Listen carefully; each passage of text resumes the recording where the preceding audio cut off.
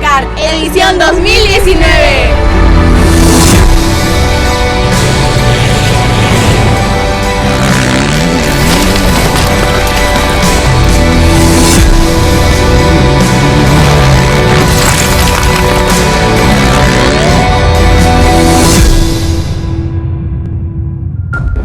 Welcome to Dakar 2019.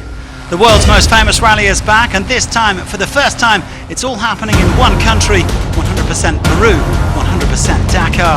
Ahead of Monday's first stage, Sebastian Loeb was put through his paces by the Peruvian Air Force, a flying start to his fourth tilt at the rally.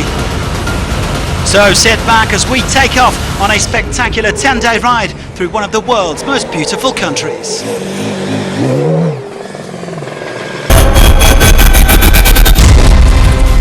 Before we dive into this year's rally, let's remind ourselves of what the true Dakar spirit is all about.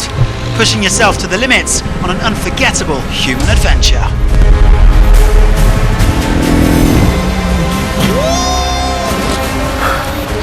This is insane. How much longer can this carry on for? The lessons that you take here are human lessons, you know, lessons of integrity, responsibility and courage that you take more inside as an individual. But this will be something that will make me very proud for sure.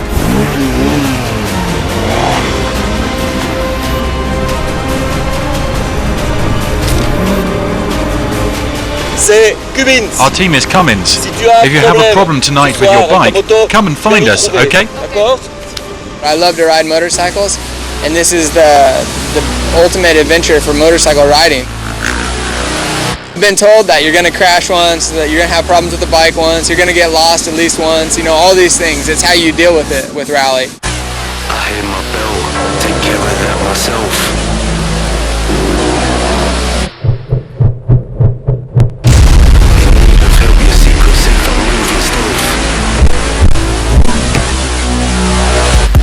From part-time now for employment in hard times. Enjoyment with this fast life. Past the 9 hours seeming still. Believe I'll be keen on the chase. Teams at the time you can bring your mates. Get my face round but keep it down. 10 in the morning until 7 at night. We can't get out. No podemos salir. It's been a long day, some troubles, but we're here.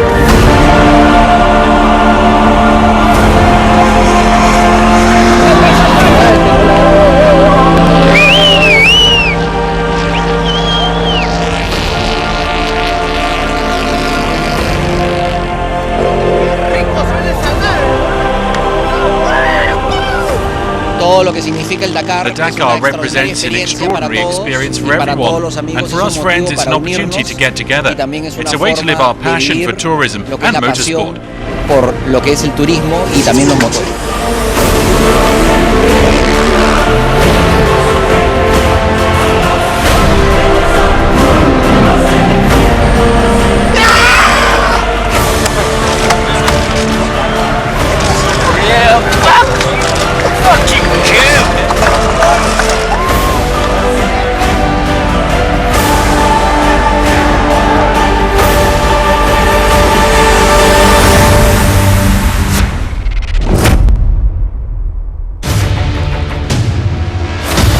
Welcome to Lima, the Peruvian capital. With a breathtaking location by the Pacific Ocean, the city is quite literally soaring. Its population of around 10 million makes it the 5th largest city in the Americas. The inhabitants are lucky enough to live in a city that contains fine beaches, enjoys so much of historical interest, and is dubbed the gastronomic capital of the Americas.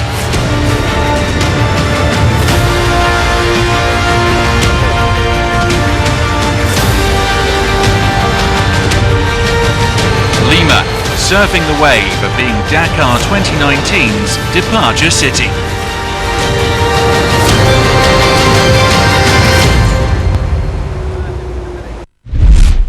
With over 5,000 kilometres to cover across 10 stages and 70% of the route over sand, Dakar 2019 promises to be a memorable edition. From Lima, the rally sweeps down the Pacific coast to Pisco, San Juan de Marcona and Arequipa, with the cars opening the piste on day 2 and a marathon stage across days 4 and 5. The rest day in Arequipa will give the teams a much needed chance to recharge their batteries.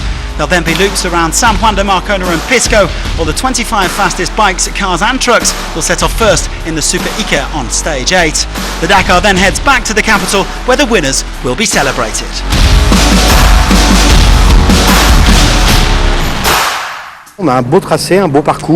We have a nice course with a new format, 10 days of racing, fewer kilometers in specials but magnificent terrain.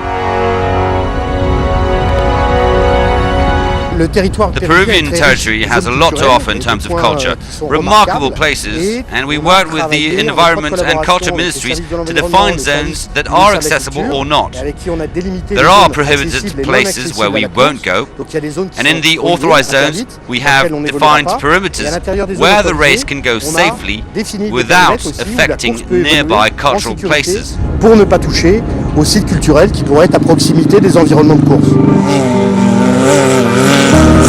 In all the classes we have the best competitors, and in the side-by-side race we have Americans coming for the first time, so it's going to be a very intense competition because there will be fewer opportunities to make a difference with fewer days and kilometers. We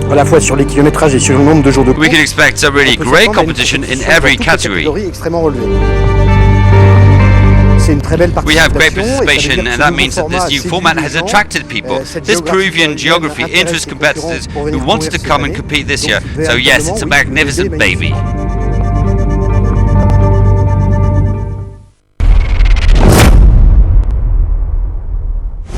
Previously in the bikes at Dakar 2018, defending champion Sam Sunderland got off to a perfect start with 2 early stage victories, but the first British winner of the Dakar was stopped in his tracks by a serious back injury. Joan Barreda went one better than Sunderland with 3 stage wins, but Honda's Spanish Supremo also had to call it a day after sustaining a nasty knee injury. It's not possible to continue like this, too much pain. Despite a few spills, it was a superb Dakar for Adrian van Beveren, the Frenchman top of the overall standings after stage 7. It's always cool to be leading. A dramatic crash ended his chances on stage 10 as KTM's Matthias Vorkner opened up a 40-minute lead. There were thrills and spills galore and some breathtaking scenery, but of course there could only be one winner. Now is time to attack, and we will see who make the best job. KTM with 2 riders on the podium as 2016 winner Toby Price came in 3rd. He and Kevin Benavides never recovered from a navigation error on the 10th stage. The Argentine settling for 2nd place. And so victory went to Vorkner, the first Austrian winner in the bikes, the KTM man securing a 17th straight crown for his team. Just amazing. It's really that a dream comes true, and it's so unreal at the moment. Is just amazing. While KTM were walking in a Vorkner wonderland in the bikes, Ignacio Casale claimed a crushing victory in the quads. The Chilean led from start to finish and won 5 stages on his way to a 2nd Dakar title. I didn't win Dakar 2018, but on some level people saw me winning it before I lost it. He was set to be the hero of Dakar 2018. Many expected Adrian van Beveren to finally break KTM's dominance and be crowned king of the Dakar. On day 10, he was leading the way.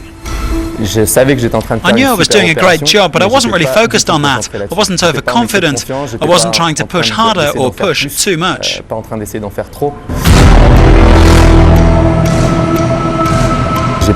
I didn't see a rock and it catapulted me off the bike. I have an image in my head that'll stay with me forever. It's watching my hand trying to grip the handlebars while I'm in mid-air, but I was flying too high over the bike to grab them.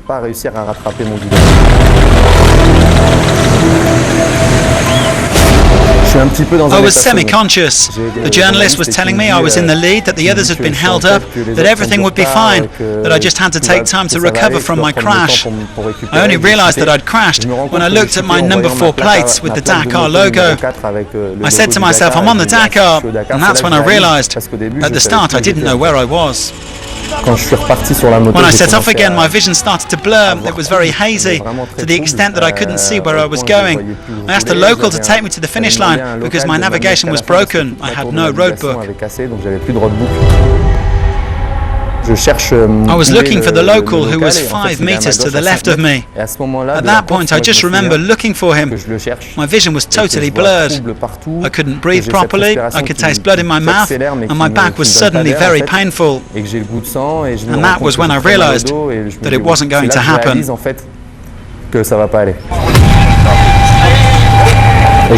Today, to be very clear, I've totally accepted the accident. I've got my head around that part of my life and of my sporting career, and it's always going to be one of the most emotional moments.